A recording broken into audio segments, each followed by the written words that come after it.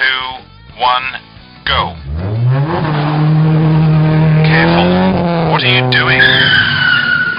Are you okay? Hello and welcome to Power Drifting, the Rally Game podcast. This is Bonus Stage, a slightly shorter episode than our usual SS episodes, where either myself, Tom, or my virtual co-driver, Mike, spend a few minutes talking about a rally game that maybe the other one hasn't played, or one that's interesting in its own right but doesn't really warrant a full-length episode. With that said, at this time, I'm venturing onto the Nintendo 64, a console I hold dear to my heart, to look at the NTSC-only rally game from Genki and Xicat Interactive.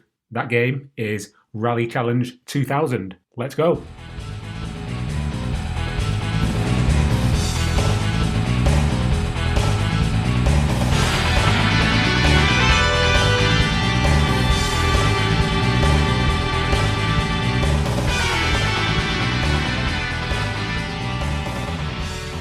So yeah, as the name suggests, this game was released in 2000 in June.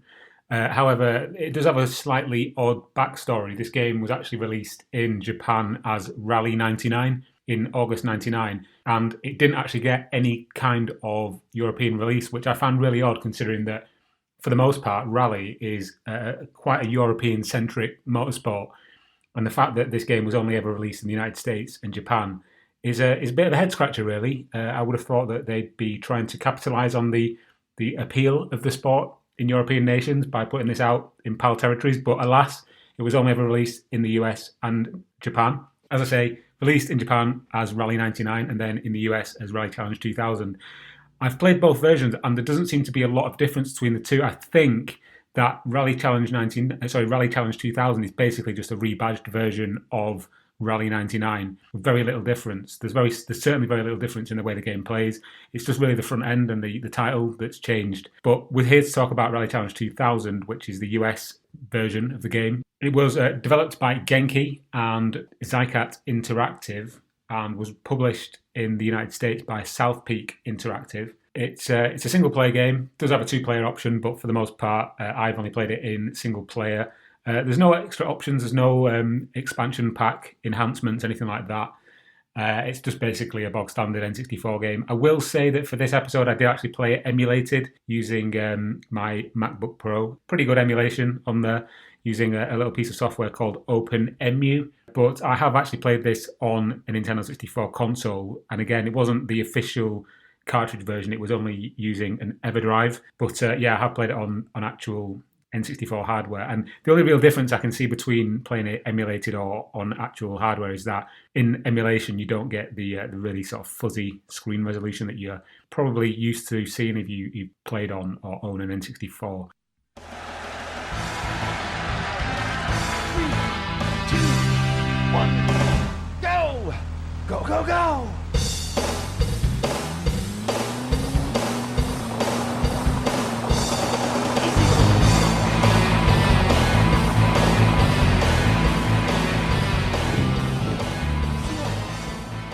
I did allude earlier to the oddness of the game only being released for a United States and Japanese audience. The N64 did have quite a few different rally games, none of them really simulation-based in tone. I mean, we had things like Top Gear Rally 2, V-Rally 99. There's also, I almost said Metropolis Street Racer then, but of course I mean Multi-Racing Championship, MRC, which is a bit of a hybrid game, not really a dedicated rally game. But yeah, for this game not to be released in European territories, again, is a little bit strange.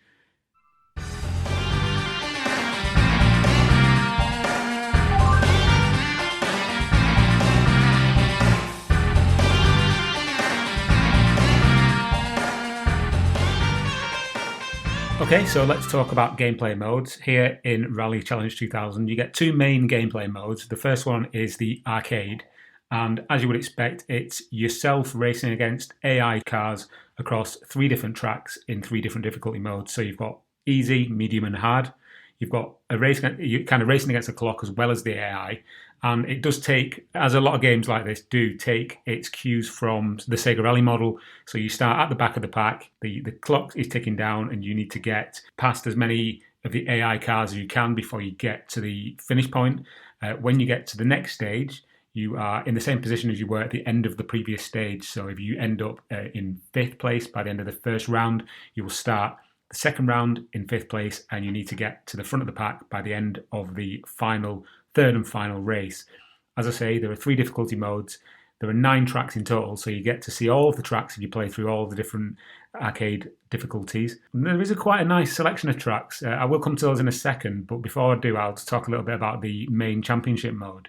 The championship mode is, again, as you would expect, more of a more rigid race over each track, or rounds as they're called. You start on the Australian track, which is the easiest, I believe, and then you go through to the end. And yeah, you rack up points, you have to manage your damage. There's no actual physical damage in this game, but you do have, tyre wear, that kind of thing, engine wear. And if you do smash into the sides of the course too much, then you will accrue damage to your steering, to your suspension. It does make things very difficult. Your car won't turn as you want it to. So that's nice. As I say, it's not physical damage, so you don't get dented fenders or broken headlights or anything like that. But it's nice that they have tried to do something a little bit different by making it so that your car will pull to the left or right. Your brakes won't be as good. Not that you need your brakes in this game. Again, I'll come to that in a sec. But yeah, the arcade and the championship mode do offer 2 fairly distinct gameplay modes. And for the most part, they do exactly what they say on the tin. They're pretty playable and just fun, really.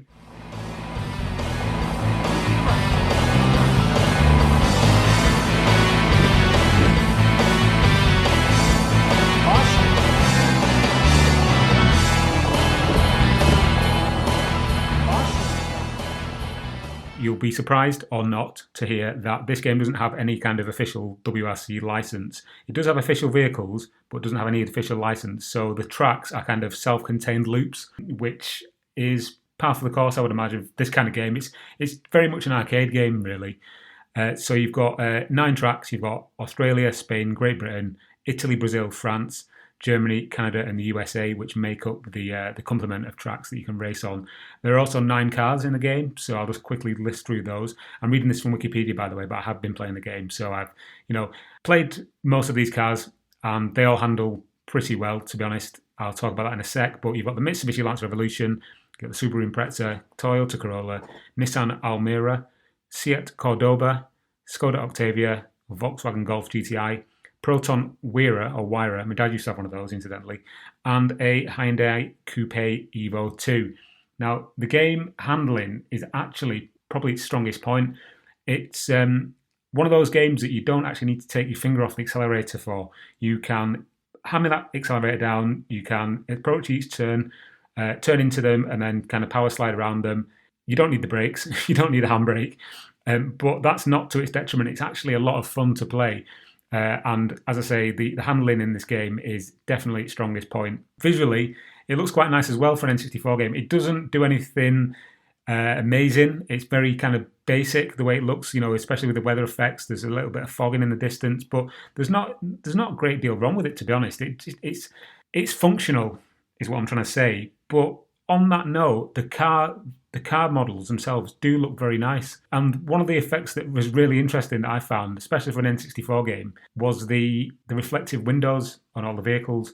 Now, I don't think they're true reflections. It's quite an odd effect when you first see it, because I certainly wasn't used to seeing reflections in N64 games. I think the first reflection I actually saw in an N64 game, just going off topic here, was in Top Gear Rally. There's a section where you go through I think it's a jungle course, where you kind of go through like a bog or a marsh, and the water that's kind of on top of the water that's basically sailed at the side of the tracks reflects the sky and the trees in the distance. And I thought it was a really nice effect. And I wasn't used to seeing reflections in N64 games, so that was interesting. But here in Rally Challenge 2000, the cars have this kind of reflective window effect, but it isn't a true reflection. It's almost like, imagine there's a camera inside the centre of the car that's projecting back the environment out onto the windows. I know that sounds absolutely ridiculous, but that's the best way I can describe it, because when you go past signs, it is the actual sign that's reflected in the window, but it's not an actual reflection, if that makes sense. I'm talking rubbish, I know I am, but find this game, play it, or look at a video on YouTube and you'll see exactly what I mean. It's a really cool effect, but it's just one of those odd workarounds that N64 games seem to have. There's no real-time lighting, so the headlight effects don't light up the course. You just get this kind of weird sort of shaft of static light that comes out the front of the car. It's not light, it's just like a polygon that's yellow. Nice smoke effects. You get the standard rain, fog, that kind of thing. It's an interesting looking game. It's nice to play. There's quite a lot of variation in the courses. There's only 9 tracks, but this game event, again, you have to remember that it's from 2000, so that these kind of games didn't have a lot of variation really, unless you're talking about things like Gran Turismo, which this certainly isn't.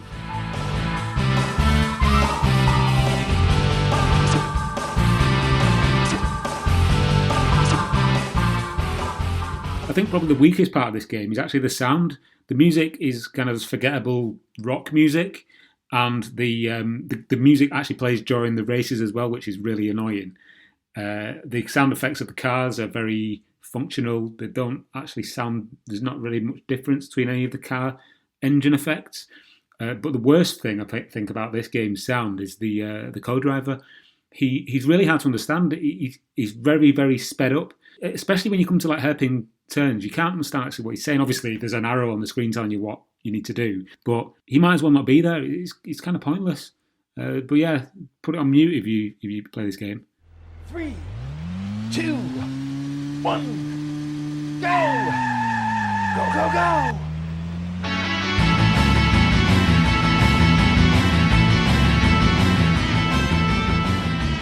But yeah, as far as I'm concerned, this is probably the best playing rally game on N64.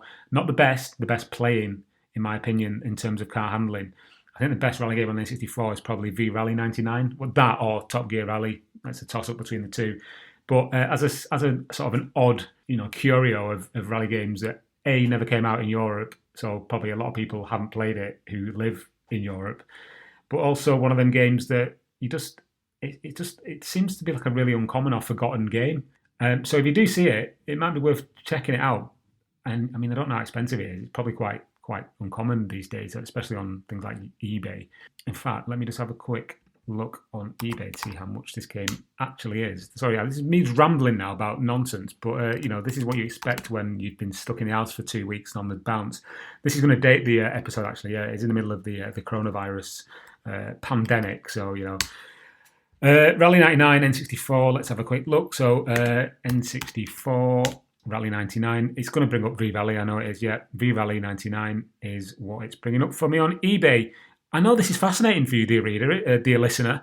I've kind of gone off-piste a bit here with the old script. Now I'm looking at eBay while I'm recording myself. But let's have a look at Rally Night. Christ almighty, when I can speak. Rally Championship 2000 N64, and we have no results. Not on ebay.co.uk anyway. It's all V-Rally 99 or Top Gear Rally. So yeah, it's probably quite an uncommon game. Oh, wait a minute, we do have one. No, that's Top Gear Rally 2. So yeah, good luck finding it if you can find it. But you can get it pretty easily as a ROM downloaded, or put it on your EverDrive and play it that way. So yeah, right, I'm gonna stop because I'm going off on tangents and I'm annoying myself and I'm sick of the sound of my own voice. Rally Challenge 2000 for the N64 is a very playable game. It's quite good fun. It doesn't look amazing, but it has some interesting visual effects, and for a arcade style game, it's definitely worth a play. So I'm going to give it a score out of 10, as I want to do on this podcast, of 6.5 out of 10. Check it out if you get the chance. Right, that's enough from me on this rather odd episode of Rally Drifting, the Rally Game podcast, when I can remember my own podcast's name. Bonus stage, you can find us on Twitter at PowerDriftPod, or you can find us on the internet at powerdriftingpodcast.com, also on iTunes and Spotify. If I've not put you off too much, feel free to leave us a review. We will be back with a proper episode in the coming week. Obviously, that won't mean anything to you if you're listening to this in the distant future. But yeah, our next episode will be a look at the seminal Dirt Rally for the PS4, PC, and Xbox One, with a little bit of Dirt Rally VR sprinkled in there as well. Okay, that's enough from me. I will see you then. Goodbye.